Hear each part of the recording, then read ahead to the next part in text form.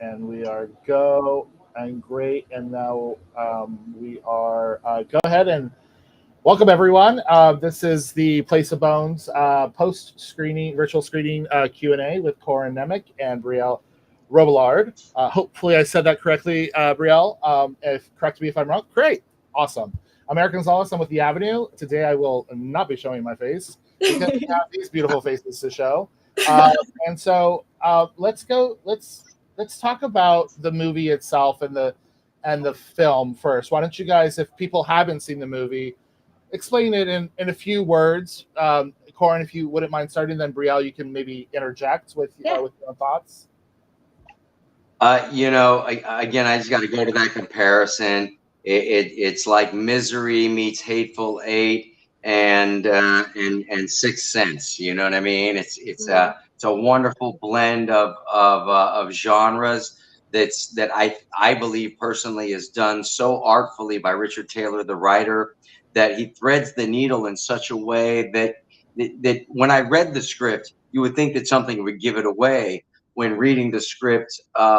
And when I got to that page, it was a great experience as an artist and as an actor and all of that, to read something that really, really was shocking. So I enjoyed it, and I think that they knocked it out of the park. And Brielle, I mean, what a performance playing Hester. I mean, any character named Hester, that's going to be a tough one to bring to life as it is. Just the name alone is difficult to perform. Yeah, I mean, it was such a blast filming. And I think if I had to sum it up in a few words, it would just be like an exciting thriller Western with an incredible twist that I don't think anyone can predict. And it has all the elements of something that just grabs your attention right away while having the depth of characters and a really fascinating story and a heroine who I don't think we've seen a lot in Western movies, and Heather Graham kills it on that front. And then Corin brings like this level of, cowboy depth to the film. And it's just, I mean, it came together awesomely and it was a blast filming. So. Yeah, Calhoun, he might be able to ride a horse, but would he really pass the cowboy smell test? He might pass the smell test of the cowboy, but there's something about him that seems to be fraudulent. Yes. I would even say maybe that's quintessential cowboy, the fraudulent aspect of Calhoun. You never know what he's doing next. And I think that makes the main character, Pandora, Heather Graham, so nervous the whole time because you just don't know if he's lying or not the entire movie. Even when Corin was playing it across me, I was like, is this the truth? Am I figuring this out right? Or am I being told a cold-faced lie? So yeah, it's a really fun watch.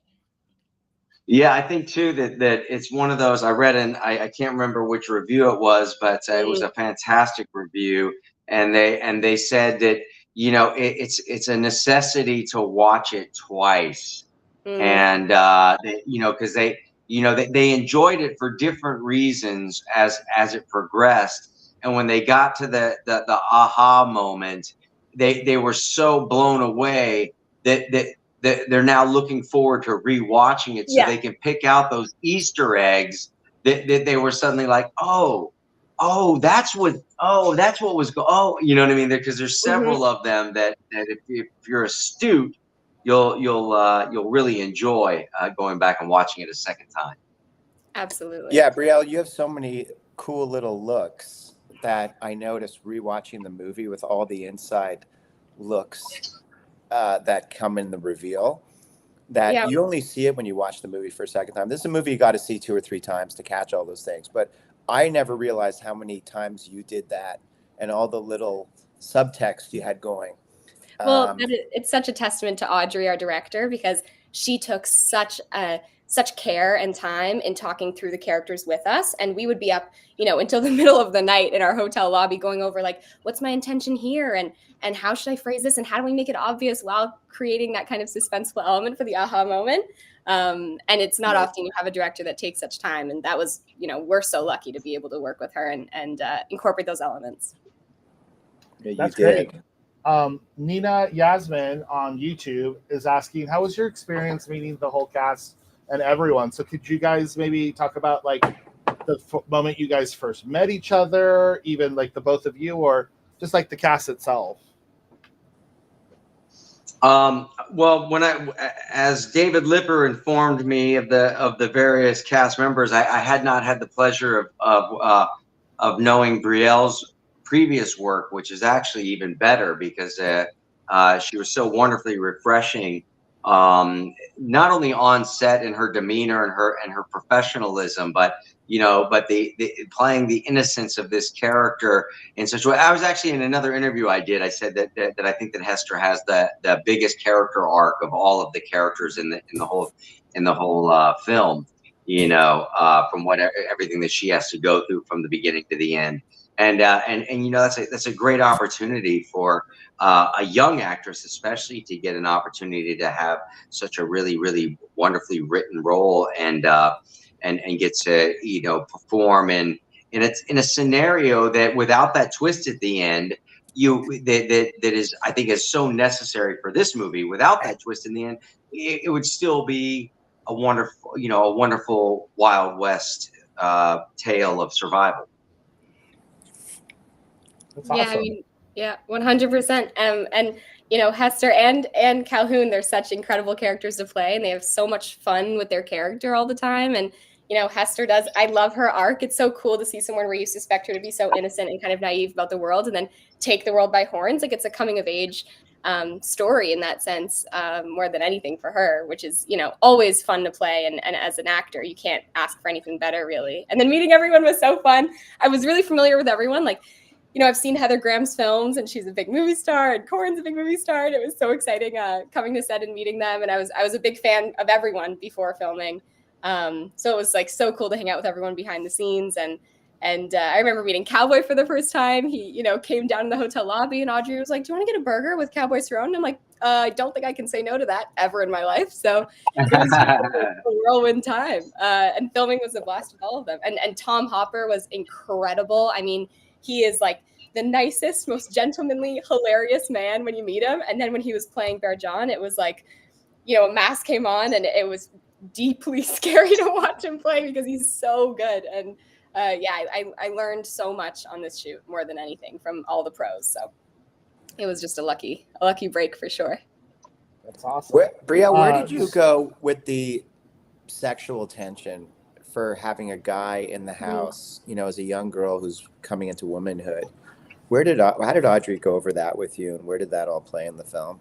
Yeah, I mean, that's an incredible question, because it's a really interesting part of the movie where I think audiences will only realize maybe on the second time watching. But for Hester and Pandora, Heather Graham and I in the movie, that's my first time seeing a man other than my father in the movie, who died years ago, right? So there's this element of like, oh, why is she like staring at him? And she's, pinning him down. It's this really intense scene. And I think watching, you have some questions pop up, but by the end, audiences will realize, oh, that's the first man she's really ever seen. So that was really interesting. Like, we went over that a lot. And Corin and I worked with, an intimacy coordinator with that scene as well. And it was definitely, it's a really unique situation to put a character in. And that was really fun to play with. So it was a sense of wonder. It was a sense of excitement. It was also a sense of, trepidation and danger in the moment. Yeah, great question. Awesome. So, Corin, we have a question from X that we've posted. It's been said that Westerns are the only uniquely American film genre. While they're perhaps immensely popular at present, it takes all it takes is one solid effort, like Clint Eastwood's for Unforgiven or Kevin Costner's Dances with Wolves, to inspire a trend, and we get a whole new slate of them to consider.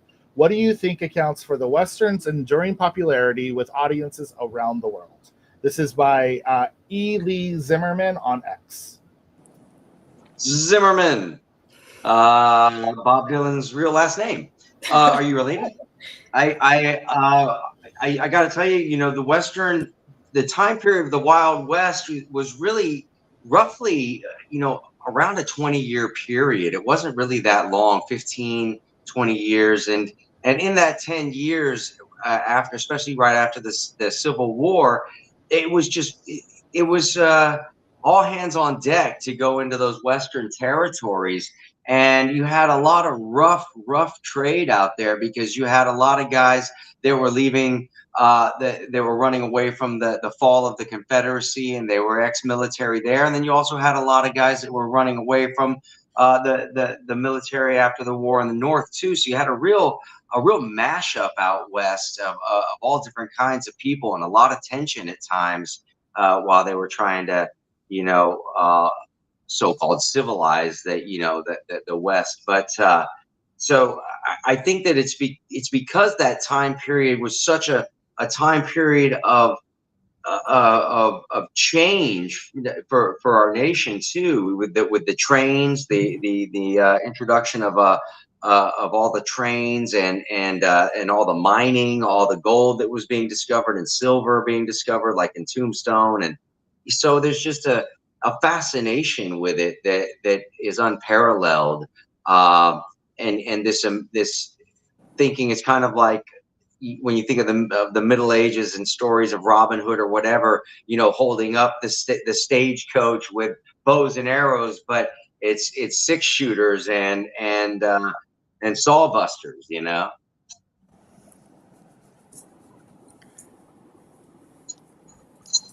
I see a Did we question. freeze? I see a question here. What was the most challenging aspect of filming the movie? I want to answer to that, because what these guys went through with the weather, I can't stress this enough. Because of Heather and Tom's schedules, Tom shooting The Umbrella Academy and Heather, back-to-back movies, we had to shoot December, and our hope was to kind of get it shot out before Christmas. But it was raining like every other day, and so we would get like a day, maybe 2 days, and then we'd have to shut down for 2 days. And so luckily we had a good arrangement at the ranch we shot at, money-wise. But actor-wise, this cast had to regroup and come back, and God, cars were getting stuck in the mud. We couldn't even get there at certain points. So there was a challenge, and I know Heather talked a lot about how cold it was. So I'm sure you can identify with that. I was running to Walmart grabbing like gallons of Hot Pockets for everybody because it was cold. It got cold at night. LA, December, January, in the mountains at night. In the high desert, yeah. Yeah, with all that rain, it got cold. And, Denise, our co-producer, and I were out there tying tarps on the sets because they were leaking. I mean, it was crazy. It was the real Wild West in terms of weather conditions. So I'll just tell you from the producer side, it was a challenge. But I'd love to hear from the actors, both Corin and Brielle. What was that like for you guys bracing through the weather? My gosh, the weather was our greatest enemy on this one. I mean, I remember Heather and I were ordering thermals on Amazon, like on set. We're like, we need these, not today, tomorrow, 5 seconds from now even. So the weather was challenging for sure. And then the most rewarding part was, Corin, Heather, and I have some scenes that are so playful and so fun, and really kind of like back-to-back dialogue. And you have to shift from moment to moment, and playing with two people that are so good at their job was incredible. And that was definitely the most rewarding. When we got those beats and we had the flow, and Corin had his incredible speech talking about all the villains in the movie, it was amazing. That's awesome. Thank you. That was awesome. Thank you, guys. Yeah, for me, the weather. Go ahead, Mark. Go ahead. Oh, I was saying, the weather for me, I don't remember it as much as detailed. I've had to work in worse conditions, so it wasn't too awful for me. Also, I was bedridden, so once I would get nestled in there with a couple extra blankies on and stuff, I could get a nice little thermal heat cocoon going. And when it was raining, I have a photo my wife took of me on set. It's like I'm all curled up in that bed, and I have an umbrella over me inside because the water was leaking through the roof. Yeah. So we got a comment from. It looks like. Hold on, sorry. I'm trying to. Loved the movie. I was so surprised by the end of the twist. Kudos to you all. So good job, guys. I mean, it's hard to do it all and then keep people still not able to tell anyone about the ending. So, that's little fun right there with the ending. We're not going to give anything away. So you're going to have to watch the movie if you haven't already. And then we have another one, the twist in the movie. When you first read the script, what was the reaction of it without, obviously giving away what the twist is? How did you guys feel about it?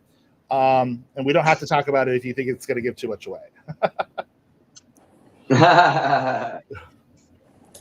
For me, real quick, that was I was already completely sold on the script anyway. I think I've mentioned it a number of times because of just how wonderfully written it was. Richard Taylor just did an exceptional job, and as an actor, it was probably the most fun I've had in my career, getting to play a character. So kudos to him for that. And but I forgot what the question was.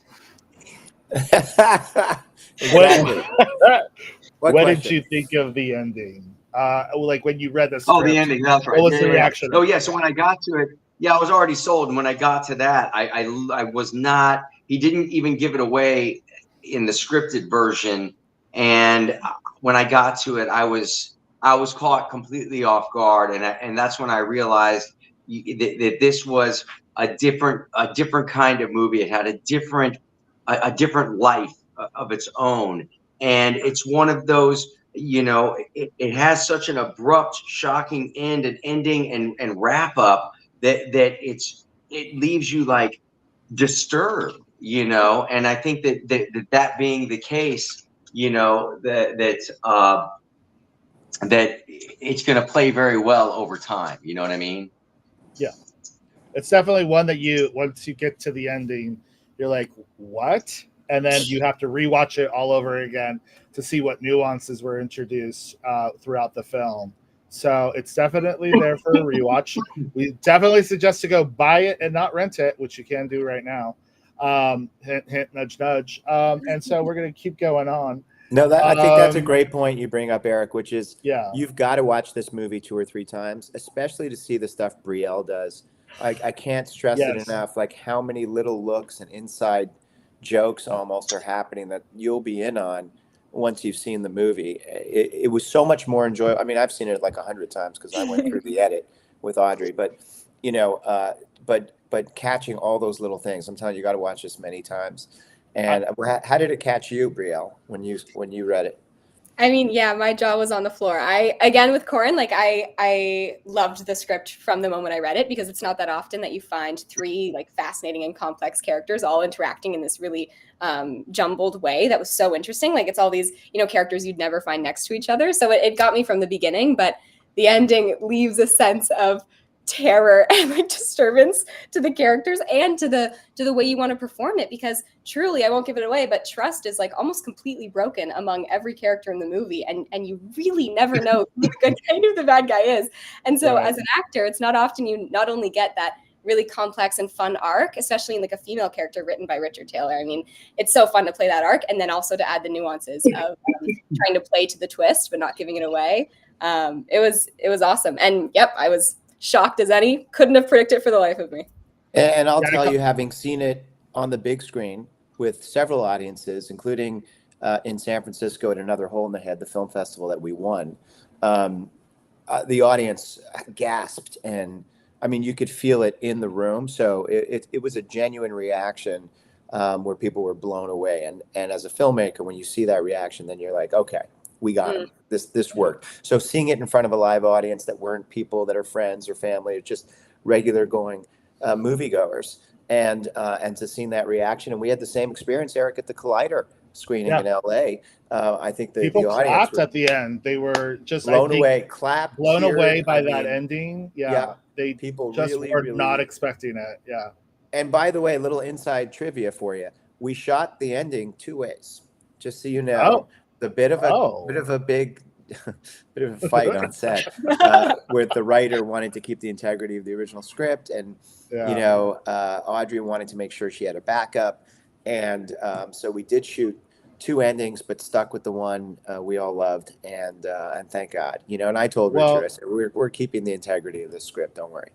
It's a hard topic ending, but when you watch it, it's worth it, all of it, to have that at the end. So I'm glad you guys kept it. Yeah.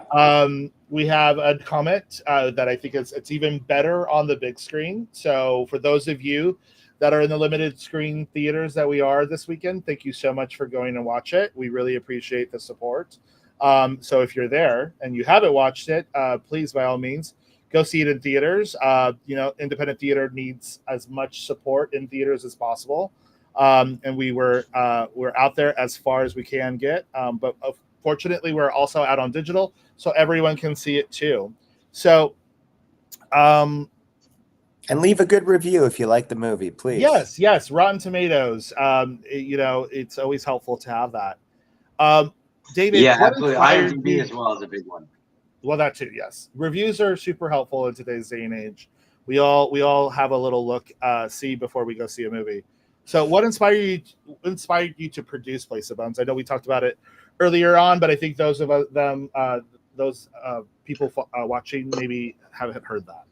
Well, look, when I started Latigo Films with my partner Bobby Daly, we said we were going to make movies we wanted to make, scripts we liked, and we weren't going to be, as independent film guys, we weren't going to be swayed by thinking of what the studio wants or what the network wants. Let's just make what we want to make, and hopefully it's something different, something a little more risque that maybe not everybody wants to tackle. And it's just, you don't see these scripts every day. We see the same old. We get 20 scripts a week probably submitted to us. We have a team of readers going through them. We've made 15 movies in 2.5 years, but that's probably out of 150 scripts that were submitted. So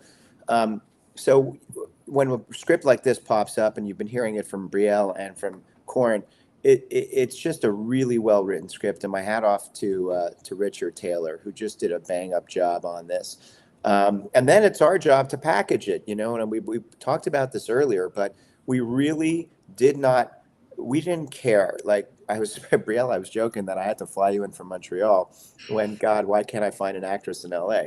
But you were the perfect daughter to Heather Graham. You just were perfectly cast for that. Corin was perfect in his role. Cowboy Cerrone was perfect as Wilson. Bear John, Tom Hopper crushed it. And of course, Heather Graham in the lead. So all these people contributed, and our job is to find a script that works and a package that works and put it all together. And that's what we did. But we got to bring up one person who really is also a major part of this, other than Audrey Cummings, the director. And that is the cinematographer, Andre Sekula. I'll never forget, we were shooting in the middle of nowhere, right, in this mountain with nothing. And he says to me, this guy, little guy from Poland, who, again, is the cinematographer behind Pulp Fiction and Reservoir Dogs and American Psycho. He says, David, we put 20K light in mountain. And I don't know if you know what a 20K light is, but just think of the biggest light you've ever seen and double it, right? It's this massive, giant light. And I said, Andre, are you crazy? How am I going to get a light up in the middle of the mountain here? I don't even know how to get it there. And he said, you're a producer. That's your problem. And we got a team of 20 guys with chips and axes and shovels, and plowed a path and got the light up there, and it saved us probably a week of lighting on a very tight schedule. So all those things have to come together to work, and I can't stress enough how great the cinematography is in this movie. These sweeping shots of the horses and the cowboys coming over the cliff. You can't shoot that in a studio. You have to have this location. The location is a major character in the film. And we decided to take a big hit financially and not go to a rebate state, really, and shoot in LA because we had to have this location. And you'll see it in the movie. It's really stunning. Brielle, I just want to talk about Andre for 1 second because he deserves a huge shout out. We did one day of all of Hester's running through the mountain scenes, and I'd be talking to Audrey, and for 5 seconds we'd be like, okay, character development, okay, da-da-da. And then I'd hear a distant voice from a mountain beyond going, Audrey, we film here. This is good spot. And he's already 1 kilometer up the hill. He was just the real deal. Spot. So he was a blast to work with, and he really put his heart into the movie. So the cinematography is top notch. And this old guy was out there with his rubber boots in the rain and he couldn't stop him. He was the first guy and the last guy there. He awesome. And he's an old guy. So we all kind of looked at each other okay, if this old guy can be out there nonstop, we can keep going. So can we. Yeah. That's right. So we have a comment, not so much a question, but a comment, which I think will lead me to my next question for Brielle. on Instagram, Dave Roseman 611. He says, through the whole film, I kept thinking that I was more scared of Pandora and Hester and not Bear John in the gang, which comes to your performance, Brielle, which I want to call sinisterly sweet. You have this picture to you where you are very much a country girl and very shy to the world, but yet this sinister demeanor in some of the faces you make, like that one scene where you're over Calhoun and you're looking in his eyes, and at first I was like, whoa, that's intense, but you have this like eyesight to him where you're just examining his face, and I now know because of the ending, but what is going through your head when you do a scene like that? Like, yeah, it's a great question. And I appreciate the comment because, Heather and I really did try to play it with a little bit of intrigue, and it's funny, like Hester's such an awesome character because again, she has this innocence and this kind of like naivete about life, but truly she's outsmarting everyone with every move she's making, and she's such a bold person, and it's really cool to watch someone at that age. I'm playing 15, 16, already so sure of themselves and so bold, and just knowing that they want to get out of the situation they're in. And I feel like there's not a more for me, at least when I watch any movie, I love watching characters that are, craving something more than what they have. And that's Hester. And so that plays to multiple elements of the movie, but there's definitely this element of she takes on more than she can chew, for sure. Like throughout the movie, she just thinks she can do anything, even though in reality, the tasks are much harder. And so when she's, faced with a cowboy like Corin's character, Calhoun, she's just like, wow, like I feel empowered and excited by this rather than fear or these societally imposed feelings of I should be smaller or I should make room for this person. She's just out there and living her bold life and craving more than what her mom's giving her in the film. And that's a really cool place to play from.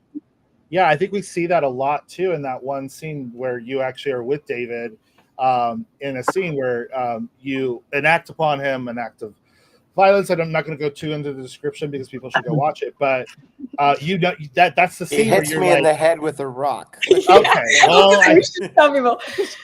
But this innocent girl has this like inner, thing inside of her that allows her to do that. No 15-year-old girl, I think, would even imagine that to protect herself, she would have to do that.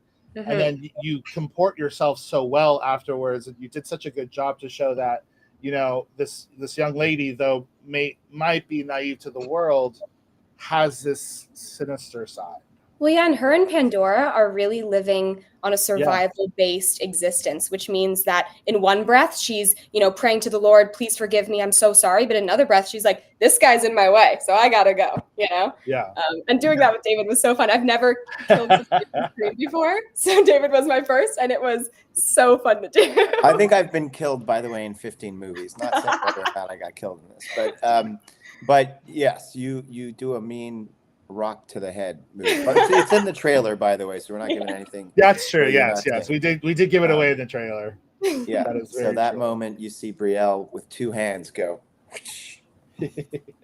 So yeah, she's a badass in this, Brielle. Both her and Heather. In fact, Heather kept saying that in her interview. She really liked being a badass. Did you have that same feeling, Brielle? As a woman, to have your teeth into a role like this where you could be a badass and kick some butt. Oh my gosh, absolutely. I mean, I've never shot a fake walker in my life. It was a crazy experience, especially, at the end, I'm shooting a lot of people at the end of the film, and to take on all these big, scary dudes as Heather and I, it was pretty awesome. I mean, that goes to the theme also for everyone. A lot of Westerns don't have a theme of where women are empowered. They're usually the ones who have to be protected or who have to be saved. And that's not the case in this one. The case in this one is you're doing the protection for yourselves. Yes, your mother is protecting you, but you yourself are protecting her as well by going to get the guns and just doing what you do. That's such a great way to look at a Western, and I love it personally. But how did you, when you read the script, how did you feel about that? And what was it like to read that? Yeah, it's really cool. You know, we live in a world where you get sick of a lot of things, and it's cool to see two characters like Pandora and Hester. I mean, specifically Pandora, Heather Graham in the movie. She doesn't like civil society, so she just leaves and builds a ranch in the middle of nowhere and survives off of basically nothing. And I think, you know, a lot of us have had that instinct when the chaos of the world is going on, and it's cool to see some characters that actually follow through with it. And again, there's just this element of survival instincts that come with that, and this darkness to it. And then playing a character like Hester, who is so eager to get out and see the world. I mean, you can apply that to so many aspects of life, but this is just a really intense, extreme version of that. So it's fascinating. It's a fascinating character in the movie. And by the way, you know, Richard, the writer, was on set for the whole movie, and in pre-production. And one of the things we made sure, we went through the guns.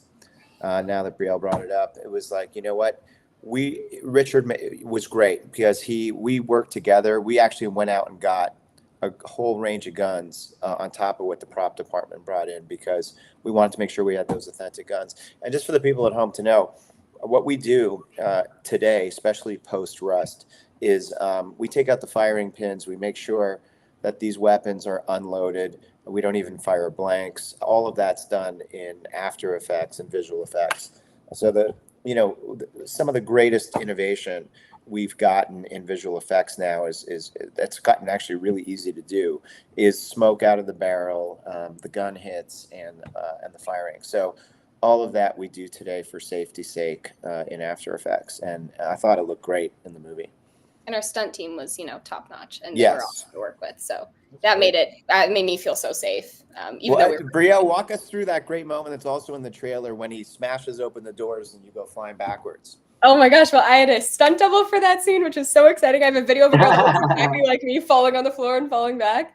Yeah, it was so fun. I mean, that stuff is like, that's never happened. I've never had to do that before for a film, and getting like a knife to the throat in one of my scenes with Gatlin Griffiths. Shout out to him. He was awesome to work with and so fun and so good at his role, and a pro stuntman. Like, he knew how to do flips on a horse. He knew how to do everything. And so it was really cool to work with them. And it's nice to have that trust with somebody, you know, and Corin's character, you know, we have to build that trust on set, and we definitely did. And those scenes were intense. After I was like, heart beating, you have to get yourself out of it. But it was fun. It was a blast. That's awesome. Corin, we have a question. It was, how does Place of Bones differ from any of your other projects you've worked on? In a number of significant ways. I think mostly that a lot of the other projects that I've worked on are formulaic, you know, that they've been put through the studio or network system or written specifically for it. And it doesn't have, they even if they're well written in the formula, they're still the formula, you know, and you can't get around that. So you have a limited amount of time for character exploration, you know, and that kind of thing. But so what is that noise? I think that's David typing. Whoops. Oh, sorry. It kept happening every time I talked. I was like, is that me? Is that my... Hold on, what's going on? I was like, did I swallow something? Yeah, let me get some more of the barbecue sauce in here. The voice is in your head. There we go. Corin. Now I'm good.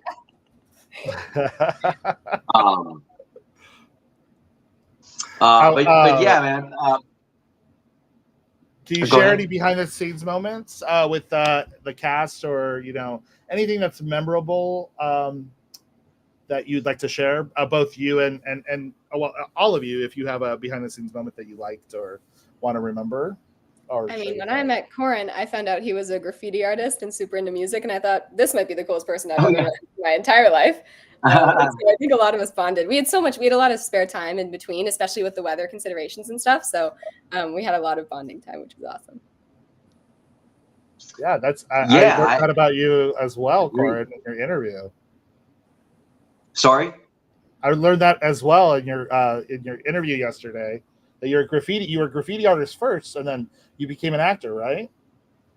Yeah, totally. I mean, I still do my graffiti arts, you know, when I can, but it's my second greatest passion next to filmmaking, and I long to merge those two worlds together, you know, and do something that's exciting, and it takes place with that as the backdrop would be a lot of fun. But We should make a you know, Place of Bones graffiti art T-shirt. yeah, totally. Great man. idea. You know, but again, with Place of Bones, man, it's a film that finds its own way to the sea, and it's organically written. And when you have an opportunity to explore a character in such an in-depth way, it's rare, because most of the time, by a certain page, there's something required to happen in the formula world, so as much as the usual things that are supposed to happen in a Western happen here, the other great thing about the female characters too is that it's not like a Western where they've taken the female and now she's a gunslinger, or now she's she used to be a lady of the night, but now she's done this or whatever. These are women who, out of necessity, have had to become the heroes of their own life, of their own story, and I think that's what's unexpected about it, is that you see, you have to find your way through it. You have to find the heroes in here, and they all have to prove themselves. Even Calhoun in the end, when he has to prove that he's not all that bad after all, Yeah. and he really has to to come through. And I found that moment I found the greatest humanity in playing Calhoun in one particular scene, when Hester's stuck inside the house and her mom's out in the smokehouse, and they're separated, and she's panicking because the bad guys are on us, and we know somebody's sneaking up by the windows, and Calhoun gently gets her to get behind him, and he's there protecting her. And it was in that moment that I realized, this guy, if he had a different, if some part of his path had changed during his life growing up, he wouldn't have been this guy. It was wonderful to see those kind of layers to the characters. It was great. Yeah, I mean, Calhoun and Hester's relationship is so fun just because they have such an unexpected friendship. And especially, when you're isolated in a ranch in the middle of nowhere for so long, when you have a newcomer, it's like, oh my gosh, great, this is my new best friend. And Calhoun's kind of like, what? This is not what this is. We're not best friends. And so that adds a really cool element. Yeah, and you can see how much he cares for her. He has this line even earlier on where he says, "This is no place for a girl like this." You gotta let her go see the world and go into school and have friends, and it's just not right. And the fact is, this guy lives a life of being a bank robber, even having this moment, realizing, that this girl should have a better life than this. So yeah, I agree. And I feel like Calhoun becomes an audience favorite, where they really start to love this guy. And it all comes together in that ending, where you feel the reaction, you hear the reaction when you're in a theater with the audience again, which is just such an amazing experience. I'll tell you also, for us sitting by the monitors, we had to really try not to laugh so hard, especially in this moment after, and this is again in the trailer, so I'm not going to give it away, is when he gets his leg chopped off. And then is screaming and yelling, and I don't know how many ad libs Corin came up with, probably 150. but Brielle and Heather are outside continuing the action, doing the scene, and he's back there screaming and yelling all this stuff, and it was so funny. And we were having a hard time, holding the laughter in, and we couldn't. I was worried it was going to ruin some of the dialogue because we were laughing our butts off, and then to watch it in front of an audience. And the theater was in hysterics, by the way, Corin, when we watched this with a packed house. Oh, nice. So it was just really funny. So all the comedy played well, I got to tell you. And if you don't have that in this kind of a movie where it's so claustrophobic and you've got this guy stuck on a bed and you've got these people in this little house, if you don't have those moments and that connection between the cast, you're dead. This movie only works because of the chemistry between these actors and their ability to pull out those moments, of laughs. Because you can't just always be tense. You can't always just be so dramatic. Yeah. And Corin really brought a lot of humor to it. I mean, Corin's Yeah, I think, ad. yeah, I think, Yeah, I was Yeah. just Go ahead. Go ahead. Corin's ad libs deserve a huge shout out. Like there were so many scenes where I'm playing off of him where there was genuine laughter coming from me, which was not even Hester. Like there was one scene where he has this monologue and he says, he can find a mouse in a wheat field. And he just comes up with that in the moment on set. And I was like, wow, this is a real pro. And then another scene where he's teaching Hester how to use a gun. He's like, oh, this is useless, but you could use it for a paddle. And I'm like, you could use that for a paddle. Like it was just hilarious. And a lot of the reactions they have are just in the moment reacting to Corin because he's a hilarious guy. Corin Audrey made a point that, in the movie, her character says, would you shut up? Could you just stop talking? But she's like, but Corin never shuts up and never stops talking. So it was like a real moment for her. It's Calhoun, man. It's Calhoun. Exactly. It was like being possessed by a demon from another dimension. Once I put that character on, I couldn't take it off.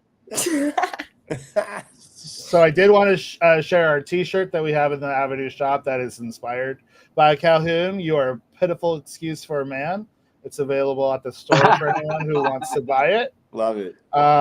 So little shout out to that T-shirt. So that's all I'm going to say on that. That's great. You inspire a lot of things, Corin. I think you all did an amazing job with the film and David producing it and everything else. So shout out to you all on that. I think that wraps up everything unless you guys want to keep talking. I'm happy to keep going. But I got some company in from out of town actually, which was wonderful for last night's little screening party I had, which again, by the way, even with a small house full of people at the revelatory moment that we've all been leaning towards here in the conversation, it was the same thing. Once we hit that point, there was audible, physical reactions. There was, it was wonderful to see. So I hope that everybody out there, enjoys it, watch it twice, share it with your friends. Follow everybody that's involved, and especially give it lots of thumbs ups and stars and ratings, and if you don't have a lot of time, you can leave a short "this movie's so rad." That's all you need to put. And like Corin said, guys, the movie is available on all streaming platforms, digital retail platforms like Amazon, Apple TV, Google Play, YouTube TV, and Microsoft Store. So it's available. Go buy it. Go watch it on repeat. And we appreciate you supporting us on this live. Thank you all for coming and joining us. The Avenue really appreciates it. And we love having you part of the Avenue family. Thanks, everyone. Excellent.